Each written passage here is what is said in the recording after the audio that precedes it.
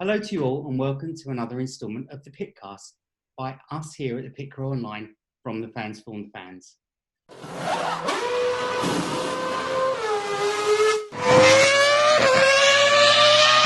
On today's episode of Pitcast, we'll look back at the Spanish Grand Prix and forward to the Belgian Grand Prix at Spa-Francorchamps. I'm your host Simon, and I'm the editor here at the Pit Crew Online. With me is Ria. Hello to Ria. Hello everyone. Ria is our Deputy Formula One editor, and Warren, our WRC editor. Hey everyone. And Adam, our IndyCar correspondent. Hi guys. Hello. Essex. Oh, disappeared. fellow represent. It's good to be here. Thanks, guys. So it was a hard. I don't know what you all thought. It was a hard race to watch. Ria, did you enjoy the race? Well, I'd be doing comms for the pit crew on the day on Twitter, so enjoyed it as much as I could type as quickly as possible. Certainly wasn't the most exciting race we've had this season, but there were a couple of aspects that did stand out in the race for me. And I think the first of all was the fact that Verstappen's tyres went off before Hamilton's tyres, which we did not expect to happen in the heat of Spain.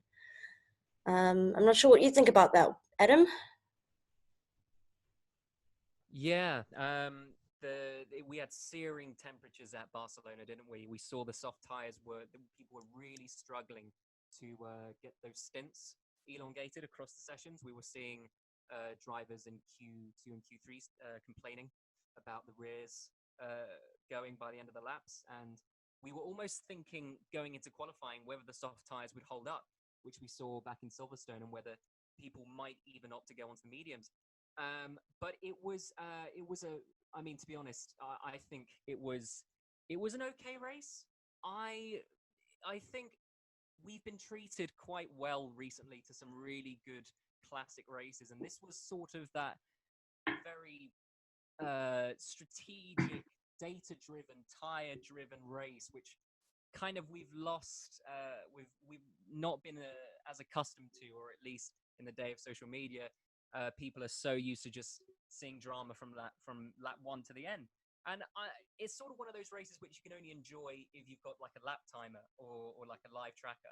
I think that the battle between Hamilton and Verstappen was really interesting. But what I found really interesting was, as you said, their ability to manage their tyres, Hamilton in particular. We saw him pretty much holding station for most of the race until 1 minute where he didn't. And we just saw him pulling away into the distance. And it just seemed from that point on that Lewis Hamilton was unassailable in that race. And Max Verstappen pretty much couldn't do anything to catch up to the Mercedes of Lewis Hamilton. But we did see some other interesting strategies, especially Mercedes putting Bottas onto a different strategy to Lewis Hamilton. We also saw some very interesting strategy calls with Sebastian Vettel and his engineers, which I'm sure we're going to get on and talk about. But yeah. You know what? Interestingly, Bottas came third in a two-horse race. Warren, do you think Valtteri has it in him to beat Lewis on a consistent basis? That's a really good question, Simon.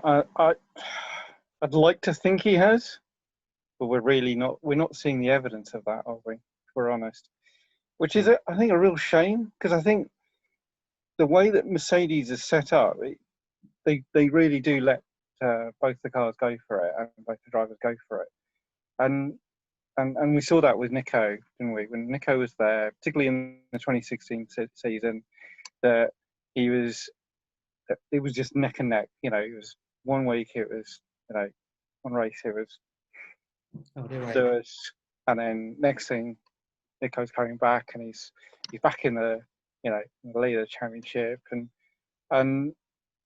it is a shame, because I thought Bottas, when Bottas was at Williams, for example, particularly that really bad season they had, when they got the Renault engines again, and then suddenly in the United States Grand Prix, he put that car right near the front, you know, way ahead of Maldonado.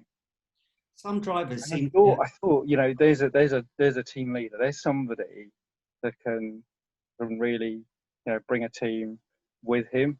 But I think with Mercedes, they give them both the same car, but he's I don't know. I don't know what he's got to do to challenge Lewis. Lewis is exceptional, as we know, and he's not everyone's cup of tea, and I appreciate that. But I've been a Lewis fan for a long time. Go back to 2006. So I've liked supporting the Finns as well. I've always liked watching Finns being quick, whether it's in a rally championship or the world championship, like Kimi and like Mika. But I don't think he's got it in him. It's a real shame. Some drivers are just better in slower cars. He's gone to a team that's an A team, an alpha team, and in that scenario, he's not performing as well as he was in a lower performing team where he could, display his talents better. It is the pressure as well of having to perform alongside someone like Lewis Hamilton.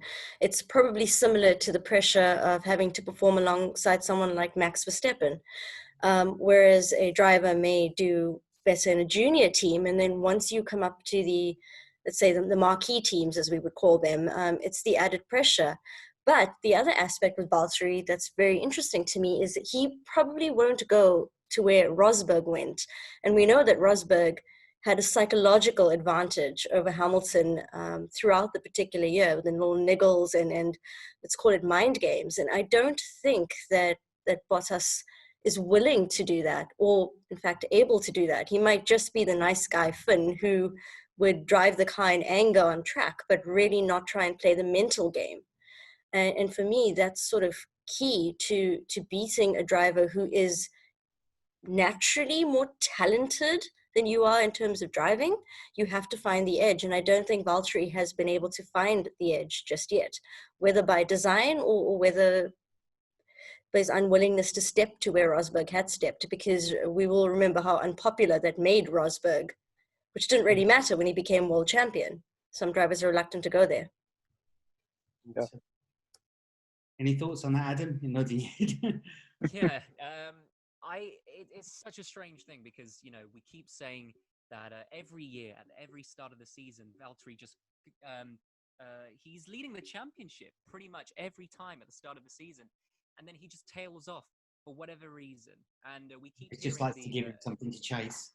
Exactly, we keep hearing the Valtteri 2.0, Valtteri 3.0.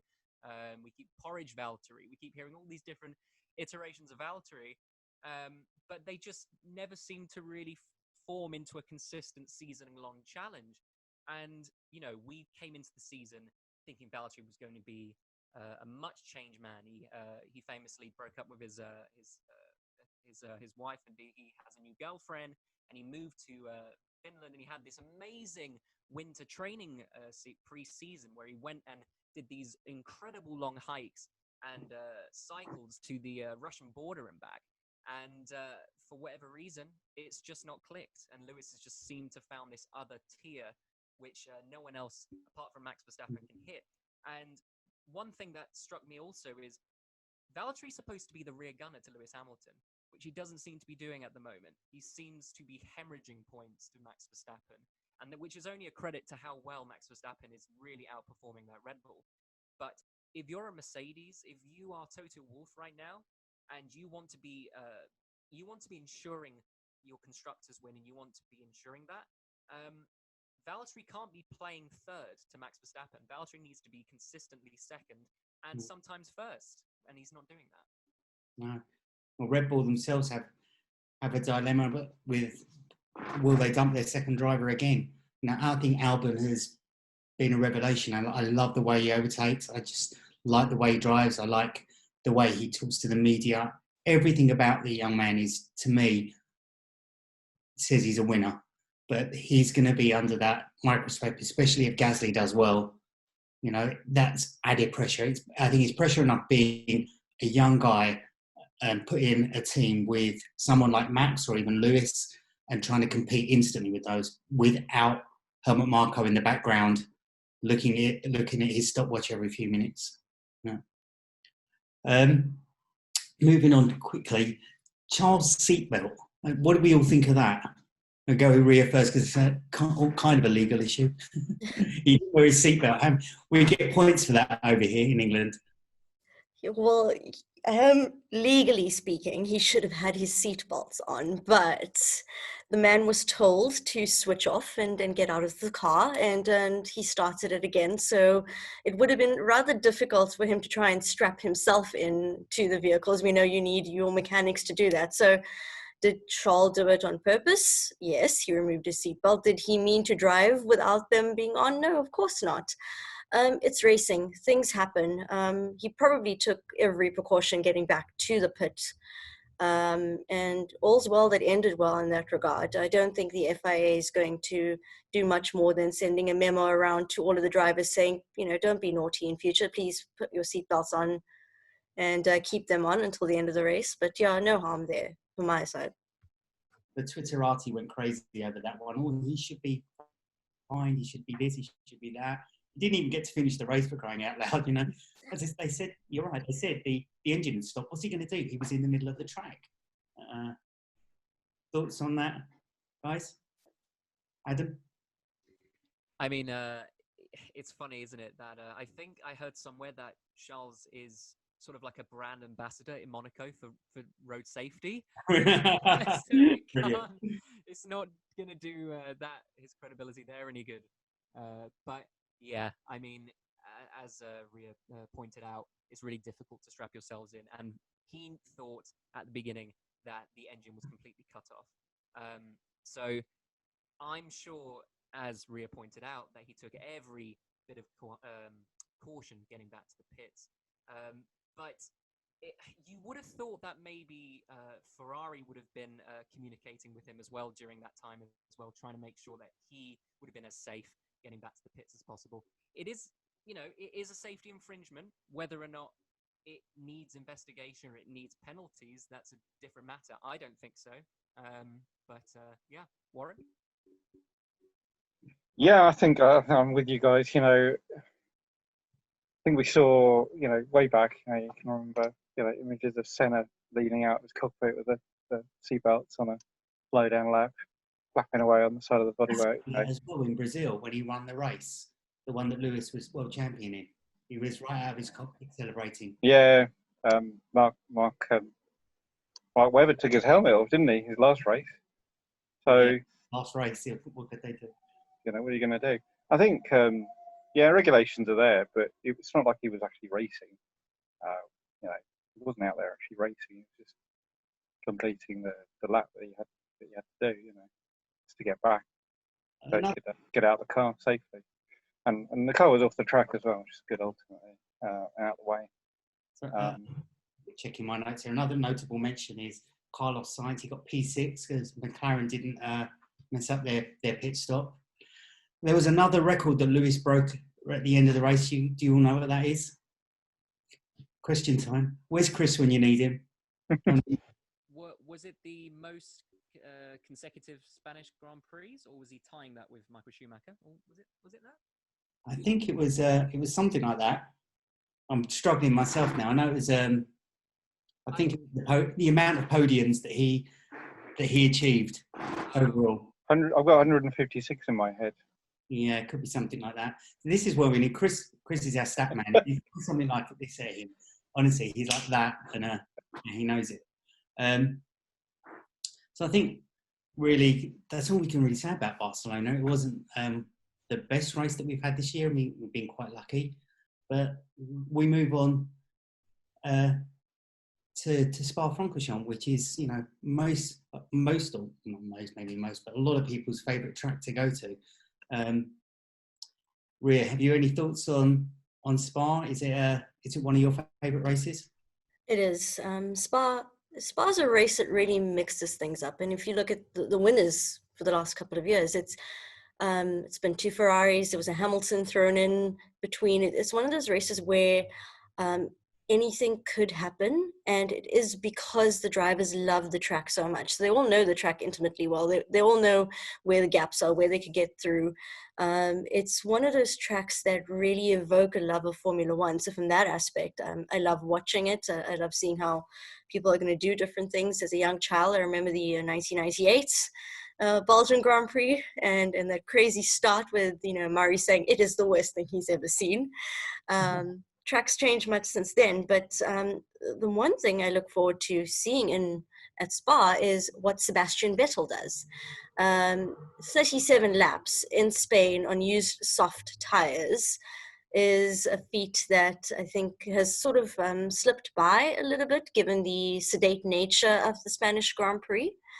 And although he did not finish anywhere close to the podium, I think that he might be carrying a lot more confidence going into Spa than he would have had a couple of races ago. His relationship with Ferrari is, as we would say in court, reaching the point of irreconcilable differences at this point. And for me, it's going to be interesting to see how they balance what they were able to do in Spain, which I think was by accident, with Vettel potentially having a little bit more confidence in carrying it into Spa. Ferrari have traditionally done very well at that track, so I'm hoping that they would have some of their house in order to join the Red Bull and Mercedes fight at the front, because Formula One, quite frankly, needs that right now. It really does. And I know Seb did lose it on the radio with them in Spain again, didn't he? He got the beeper button was out, but probably too late. Yeah, I think didn't Ferrari win it last year with Leclerc? Charles' first win. Yeah, Charles' first win last year, and Seb was the year before, and I think it was Hamilton the year before Seb. So it's a Ferrari track for the last 2 years, I would say. Yeah, it's a power track, right? So wasn't that during when Ferrari had their interesting engine going for them? So the engine that shall not be named is how we refer to it now. The irony of them complaining about got the team name now, the pink Racing Points. Sorry, I'm old. Racing Points car when they've got away with blue murder again, haven't they? Really. Warren, is there any part of the Spa circuit that isn't there now that you miss? I'm thinking that you might think the same thing. The bus stop, yeah. Ria, do you remember that? No, yeah. I mean, just that bit of track. It's so tricky, isn't it? And it coming around, that fast left-hander. What's it called? Kuon. And you've just got to get the car stopped for that. I can't. Well, obviously it's not for safety reasons, but yeah. Surely chicanes are there to make it more safe, isn't it? It brings the speed down. Slowing down to turn left, yeah, to almost stop, left, right, and it was such a unique and then track. Right, left, and then out onto that curve. And that was the other thing, the curved start finish. Not straight, curved. Yeah.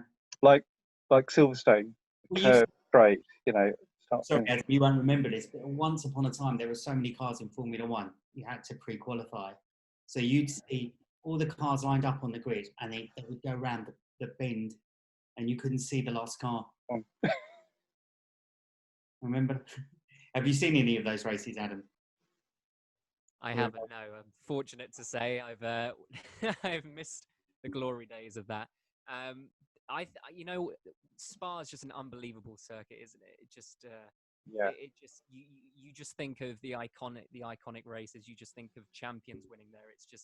It's one of the classic circuits that's so good to visit, and the fans will miss it not being there. I think it's going to be a Racing Point dominant track in terms of the midfield, or if you can call them a midfield team potentially. One thing I'm thinking is whether Alex Albon will be able to excel at this track, because we saw last year that he was able to do some magnificent overtakes. The one around Ricciardo, for instance, was just utterly unbelievable and really put himself on the map for the Red Bull seat this year. So whether or not Alex Albon can find and regain his form at this track is something to be seen. One thing I'm also thinking of is whether McLaren can also pick up from this point, because as you touched on, Carlos Sainz in P6 in Spain, he's had an absolutely torrid season this year in terms of play with unreliability issues, as we saw with that tyre blowout in Silverstone Race 1, and some horrific pit stop issues. That P6 really, I think, will be a big mental win for Carlos, and I think we're going to see a rejuvenated Carlos going into Spa. But also Lando Norris, remember last year, he famously failed to cross the line. What was it, in P6 or P5, whatever he was, due to that engine-related issue? The dismay of everyone. So maybe expect McLarens to be hot on the Racing Point heels. It should be good. So what else have we got? So everyone signed a Concord agreement. Is that a surprise? Ria, I guess we have to go to you with that one. No, not surprised at all. For all of the talk about renegotiating and discussing, I fully expected each and every single team to re-sign. What I am surprised about is Ferrari somehow managing to retain most of their, let's call it, powers, especially the veto rights.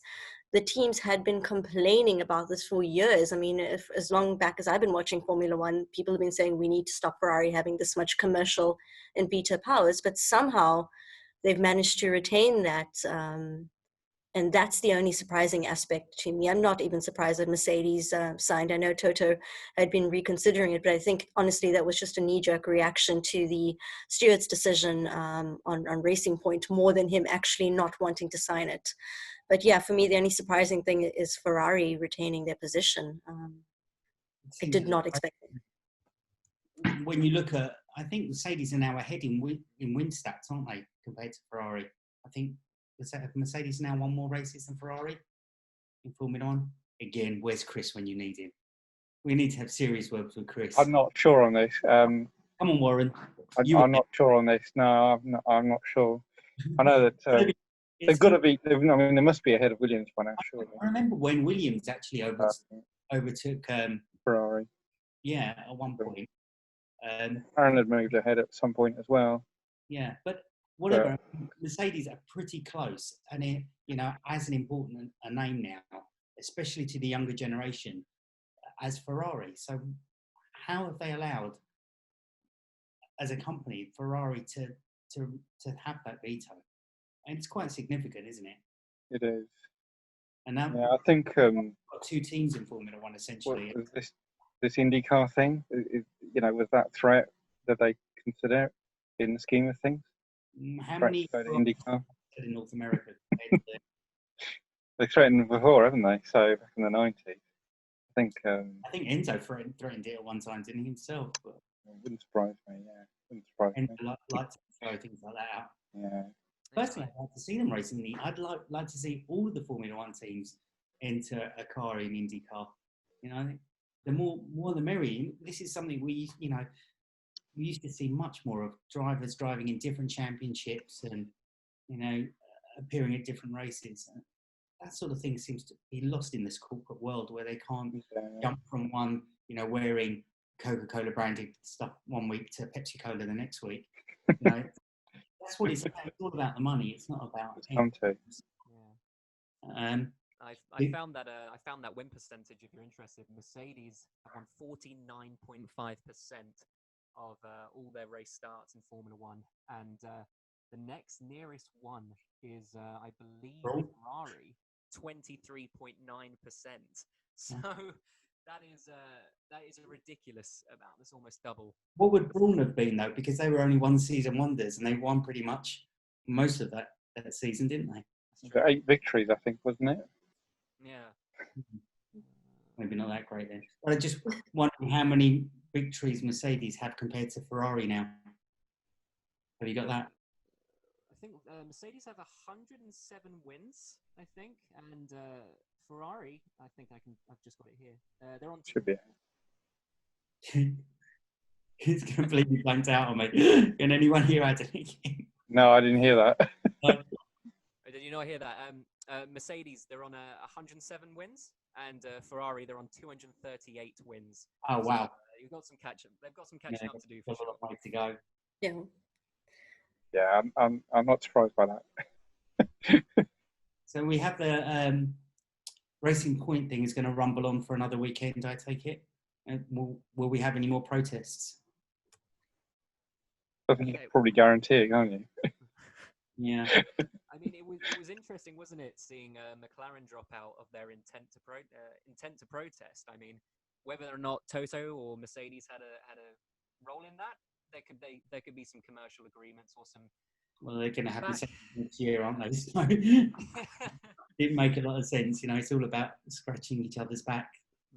Yeah, and we saw Williams pull out as well, so the same thing as well. Most of the other Mercedes-powered teams aren't protesting. I believe it's only Renault and Ferrari. I think, is that right? That is correct. That is correct. You know, if I were prone to conspiracy theories, I would suggest that there might have been a knock on McLaren's door saying about those engines for next year, and you know, step away. But fully expect Renault to protest at every opportunity, as is their right to do so. And very interesting that Ferrari are protesting, having a laugh with some mates saying, when Ferrari protests, you know it's really bad. So I expect the protest to go on for much longer.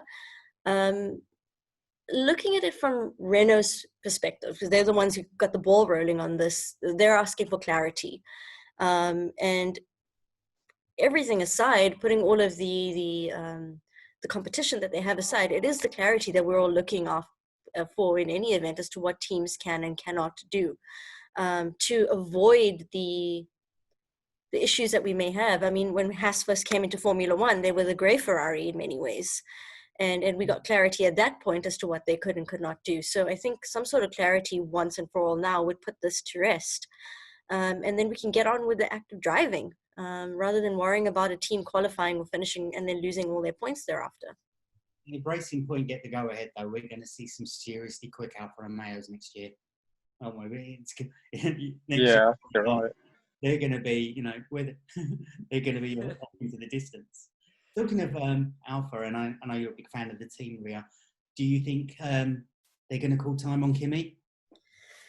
It's a difficult one to say. I think Kimi might be the one to call time on them. I mean, he's achieved a lot in Formula One. He's probably now racing for the fun of racing, but he's got a growing family. He's got a son who's in motorsport now, even at his young age in karts, building him up for that.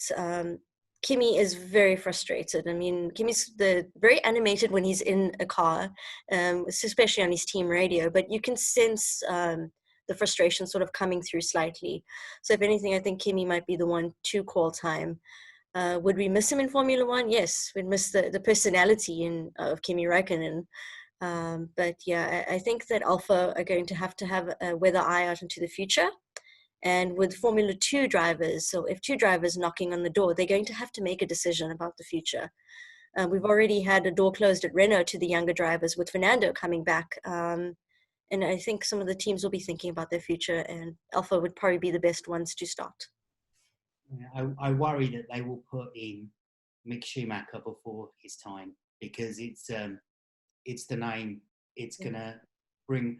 You've seen how Alfa Romeo are pushing Kimi in all those adverts.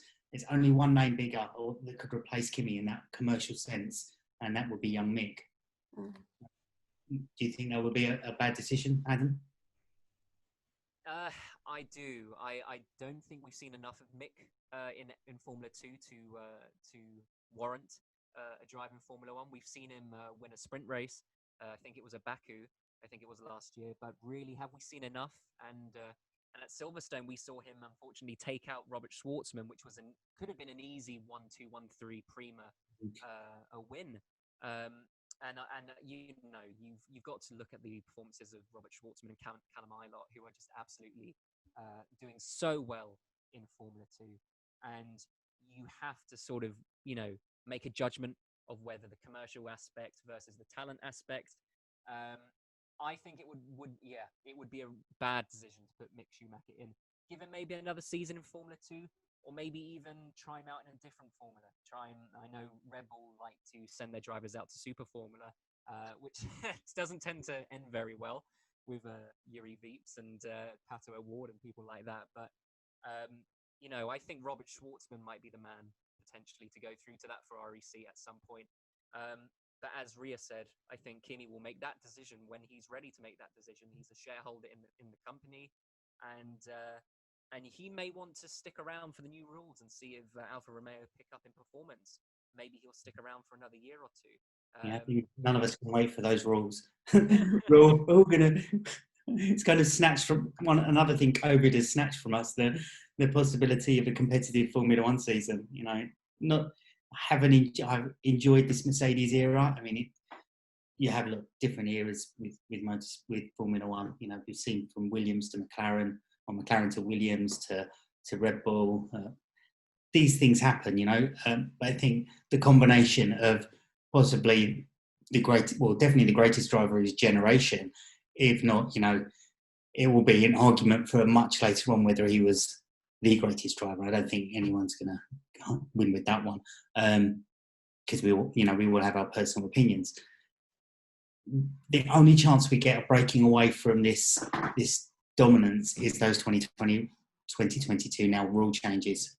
And even then, with the power of Mercedes and their development skills, you wouldn't bet against them winning. And the only caveat to that, I think, is if Toto Wolff possibly leaves.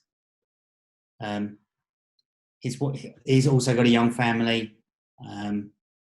Susie Wolff is in Formula E, so they're going to be, you know, it's going to be hard to hold a family unit together when you're both travelling and both, you know, different places at the same time.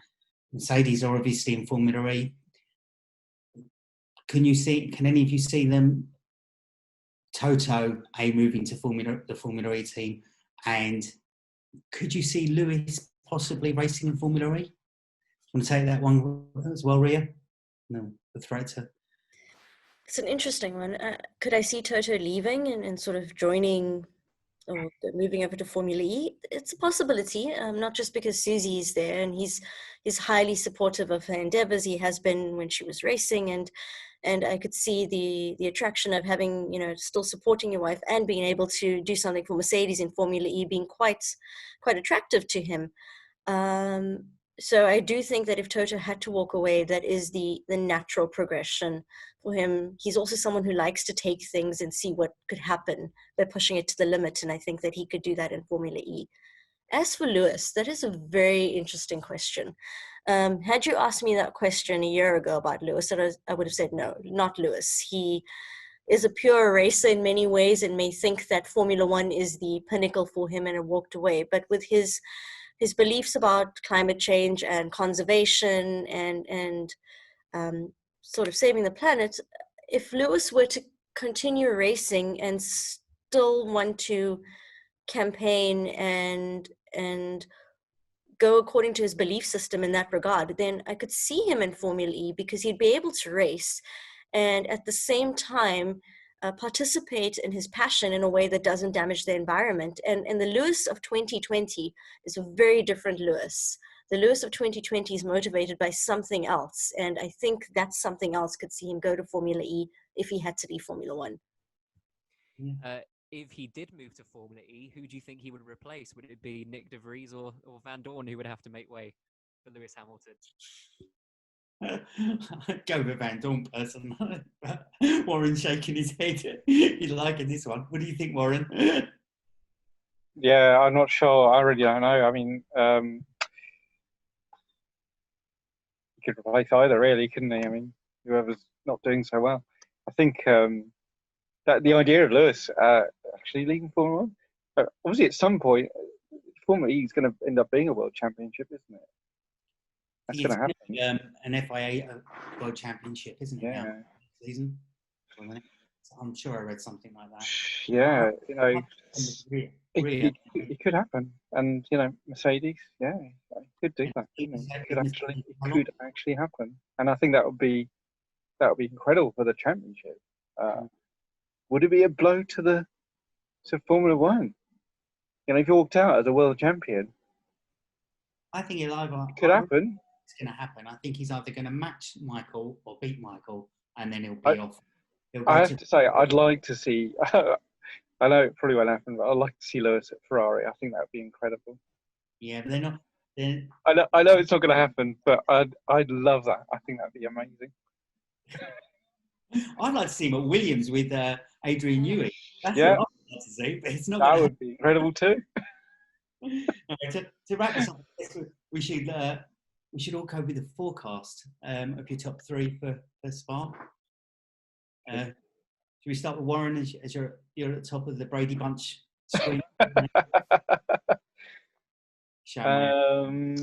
Yeah, it's gonna be a couple of Mercedes, isn't it? And maybe Albon can get a podium. I have to say his overtaking moves have been quite incredible. You know, overtaking in places that you don't expect, and not waiting for the DRS zone. You know, going for it. That's something we've seen when a young Hamilton came into Formula One, and the ability to overtake where people didn't expect it. But people learn. You know, other drivers learn that this person is likely to come up behind me and try and take me from here, and that's why that kind of seems to disappear, or whether he'll keep that. Should be interesting. So, Adam, your top three for Spa? Yeah, it's really hard not to go for the obvious, which would be maybe a Lewis Valtteri or even a Lewis Max Valtteri. But you know, something sort of leaning me towards potentially a Racing Point sneaking in there. You know, I can't count out their straight line speed going into turn one, which would be a massive factor, especially if either Lance Stroll, who's had some amazing race starts this season, is behind Max Verstappen going into Eau Rouge. I think maybe we could see a Lance Stroll podium, which would be one before, isn't it? I mean, you know, take Lance Stroll's start in Spain, for instance. You know, he put that car immediately where it needs to be on the right-hand side of Valtteri going into turn one and sailed past. So, and he's done similar things throughout the entire season. So, yeah, I think maybe Spa's the time for Racing Point. And Ria is nodding in agreement. The logical choice, I would go with two Mercedes and a Red Bull belonging to Max Verstappen. But there is something that's telling me that I think the Racing Point could be in the mix here. If the tires do something weird again, don't count out Checo. Perez is one of the ultimate tire managers, and with the power, his experience, and we know he can hold it together at Spa. I'm going to say that Perez for a podium. Oh, personally, I'm going to go for something a little different. I think Lewis will win, but I have a feeling that Alex Albon will get on the podium with either Bottas or Max. I just got a feeling Alex is going to. Last time I did, you know, I'm a bit of an Alex fan, so Alex fanboy. Yes, Alex is going to win the World Championship next year, but no, maybe not. Before we wrap it up, I have to say that the Indy 500 is this weekend. Is it, Adam? Right. Yeah, that's right. It's this Sunday. This Sunday coming up, we've got Marco Andretti starting on pole position, one of the first Andretti surname drivers to start on pole position for over 20 years. Quite something. I'm not sure we're going to be covering that on Twitter, but look out for Adam's work. I'm sure he'll be writing it up, whatever.